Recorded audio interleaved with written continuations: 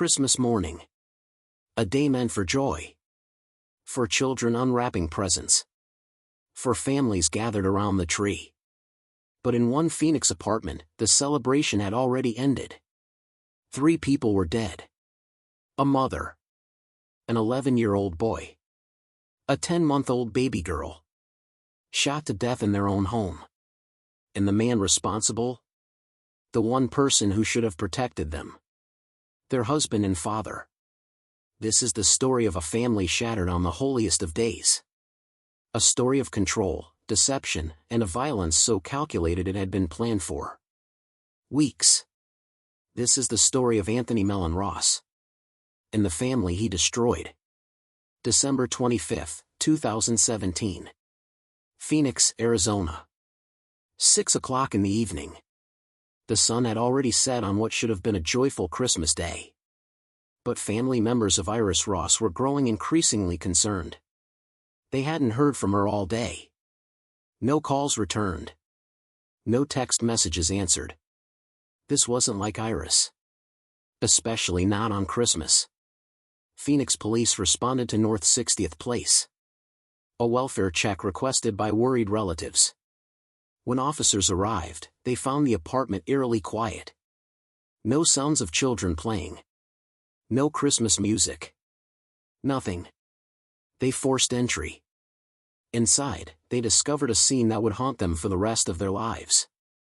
Iris Ross, 38 years old, lay dead on the patio. Shot multiple times. Inside the apartment, they found the children. 11-year-old Nigel. 10-month-old Honora. Both shot to death.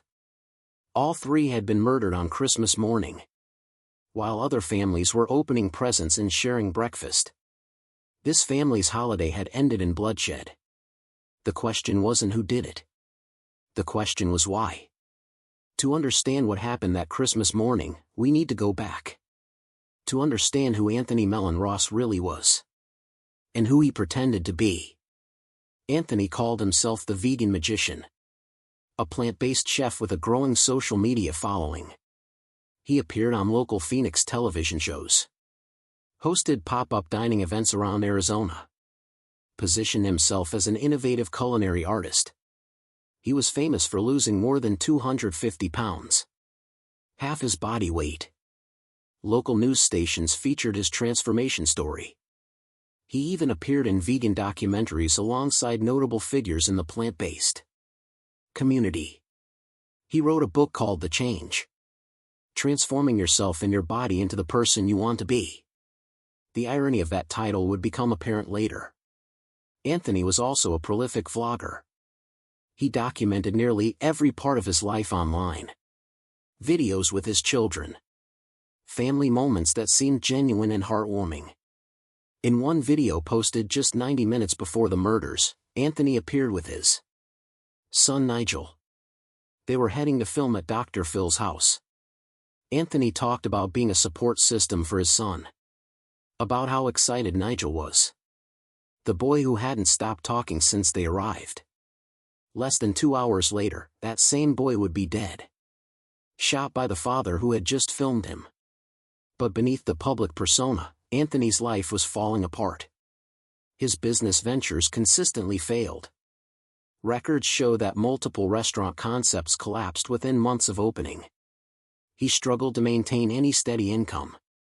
By late 2017, the family was living almost entirely on Iris's salary. She worked full-time as the sole breadwinner. While Anthony bounced between failed culinary projects and increasingly erratic behavior at home. Iris Ross was 38 years old. A dedicated mother. A hard-working professional. And a woman trying desperately to escape. By 2017, the marriage was over. They still lived in the same house, but only technically. Iris had made it clear to Anthony that she was leaving. She confided in friends that he had become controlling. Volatile. Unpredictable. She told her sister that she was afraid of what Anthony might do if she actually filed for divorce. That fear would prove tragically justified. In the months before her death, Iris started making practical plans. looking at apartments, consulting with divorce attorneys, planning her exit carefully and quietly. Because she knew Anthony wouldn't react well. She knew he would see her departure as a threat. What she didn't know was that Anthony was already planning something far worse. Something unthinkable. Christmas Day, 2017. Morning. While most families were gathered around Christmas trees, Anthony Mellon Ross put his plan into action. The plan he had been researching for weeks. Early afternoon. Family members grew concerned when they couldn't reach Iris. Multiple calls went straight to voicemail. Text messages sat unread. On Christmas Day, this was unusual. Iris always answered her phone. Always stayed in touch with family on holidays. Something was wrong. Her relatives knew it. They called the Phoenix Police Department. Requested a welfare check. Officers arrived at the apartment on North 60th Place around 6 in the evening. The sun had already set. Christmas lights twinkled in neighboring windows. But the Ross apartment was dark. Silent. No one answered when they knocked. Officers made the decision to force entry. What they found inside would haunt them for years. Iris Ross lay dead on the patio. She had been shot multiple times. The violence was obvious. Brutal. Neighbors later reported they had heard the gunshots earlier that day. They had witnessed the attack on Iris. But what they saw was only part of the horror. Inside the apartment, police discovered the children. 11-year-old Nigel. The boy who had been so excited about filming at Dr. Phil's house. Shot to death. 10-month-old Honora. A baby who had just learned to crawl. Also shot. All 3 victims were members of the same family. All killed in their own home. On Christmas morning. As officers secured the scene, they realized someone else was in the apartment. Anthony Ross had barricaded himself inside a room. What followed was an hours-long standoff. Police attempted to negotiate. To get Anthony to surrender peacefully. During the standoff, Anthony made statements that would later be used against him. He admitted to killing the children. He even fired shots at officers through the door. One officer was injured in the exchange. Finally, after hours of tense negotiation, Anthony was taken into custody. When he emerged, witnesses described him as eerily calm. No tears. No visible emotion. He had just killed his wife and children. And he showed no remorse. When questioned by detectives, Anthony immediately invoked his right to remain silent. He refused to answer any questions about what happened. But the evidence would speak for itself. The crime scene told a clear story. There was no evidence of forced entry. No signs of a struggle with an intruder. No indication that anyone else had entered the apartment. The investigation confirmed what everyone already suspected. Anthony Mellon Ross was solely responsible for the killings. Firearm evidence was consistent with the shootings. And Anthony was the only person with opportunity and access. But detectives wanted to understand more than just what happened. They wanted to understand why. And whether this had been planned. They obtained warrants for Anthony's electronic devices. His phone. His laptop. His social media accounts. What they discovered was absolutely chilling. His phone records revealed a disturbing pattern of online searches. In the 2 weeks leading up to Christmas, Anthony had been researching very specific topics. Life insurance payouts. How much money could be collected from a spouse's death?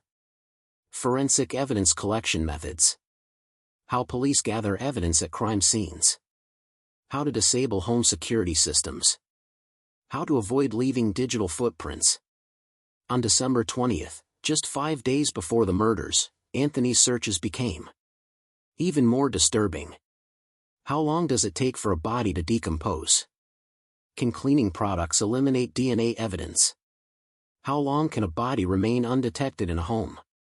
His browser history also included multiple searches related to spousal homicide cases. He researched famous murder trials. How prosecutors prove premeditation. Whether murder can be proven without a confession. The evidence was overwhelming. This wasn't a crime of passion. This wasn't a moment of rage that spiraled out of control. This was planned. Calculated. Premeditated murder. Anthony had spent weeks thinking about how to kill his family. How to get away with it. And he had chosen Christmas Day to carry out his plan. Text messages between Anthony and Iris painted a picture of a relationship in crisis. Of a woman trying to leave. And a man who refused to let her go. In early December, Iris told Anthony she wanted a separation. That she was consulting with a divorce attorney. That the marriage was over. Anthony's responses revealed his state of mind. They ranged from desperate pleas to barely veiled threats. On December 10th, he sent her a message. "If you leave, you'll regret it. I promise you that." Those words would take on new meaning after the murders. On December 15th, 10 days before Christmas, Iris reached out to a friend. She confided that she was scared of Anthony. That his behavior had become increasingly erratic. She was planning to move out. But she wasn't going to tell him in advance. She was afraid of how he would react. In a text message that would later be read in court, she wrote, "I don't think he'll let me go without a fight." Those words were prophetic. That message became a key piece of evidence at trial. It showed that Iris knew she was in danger. That she understood Anthony's capacity for violence. But she couldn't escape fast enough. Financial records painted a picture of a man in complete crisis. Anthony had taken out several high-interest loans in the months before the murders. Payday loans with astronomical interest rates. Personal loans from online lenders. All of which were now in default. He owed more than $60,000 in combined debt. Credit cards maxed out. Unpaid business expenses piling up. Collection agencies calling constantly. Making matters worse, Iris had recently taken action to protect herself financially. She had removed Anthony as a joint account holder on her checking account. After discovering he had been making unauthorized withdrawals. Taking money without her knowledge or permission. Prosecutors would later theorize about Anthony's motives. They believed he saw Iris's departure as a complete catastrophe. He would lose access to her income. The sole source of financial stability in his life. He would lose the house. He would lose custody of the children. His public image as a successful chef and devoted father would crumble. Rather than face that reality, he decided to destroy it all. If he couldn't have his family, no one would. As the investigation deepened, a shocking revelation emerged. Anthony Ross had another family. An entire family that he had hidden from Iris and their children for years. 4 daughters. A previous wife. All abandoned in Missouri back in 2003. Court documents showed that Nicole Ross, his first wife, had filed for divorce in St. Louis. She had spent years trying unsuccessfully to locate Anthony. He had simply vanished. Walked away from his responsibilities. Left 4 young daughters without a father. While Nicole Ross was still searching for him, Anthony had already moved on. He married Iris Sutherland in 2009. Without ever revealing that he already had children. That he had abandoned an entire family. 2 of Anthony's daughters came forward during the investigation. What they described was horrifying. A childhood filled with fear, neglect, and abuse. One sister recalled having to stay home from school. Waiting for bruises to fade before she could return. Another sister described being deprived of basic foods. She and her siblings weren't allowed butter or sugar for an entire year. A cruel form of punishment that bordered on starvation. The psychological damage was profound. All 4 daughters required years of counseling and therapy. To recover from the trauma of their childhood. To process the abuse they had suffered at their father's hands. Eventually, Iris discovered the truth about Anthony's past. That the man she married had a dark secret. A hidden family he had never mentioned. Children he had abandoned without a second thought. According to Anthony's daughters, this revelation likely influenced Iris's decision. She became determined to fight for full custody of her children, to protect them from the same fate as his first family. The same man who was celebrated online for his weight loss transformation, for promoting a healthy lifestyle, was the same abuser who had terrorized his daughters, and would ultimately murder his second family. Anthony Mellon Ross was formally charged on December 27, 2017. 3 counts of first-degree murder. Because 2 of the victims were children under the age of 15, the Maricopa County District Attorney's Office announced they would seek the death penalty. Anthony pleaded not guilty to all charges. His defense team built their case around one argument: that the evidence against him was entirely circumstantial.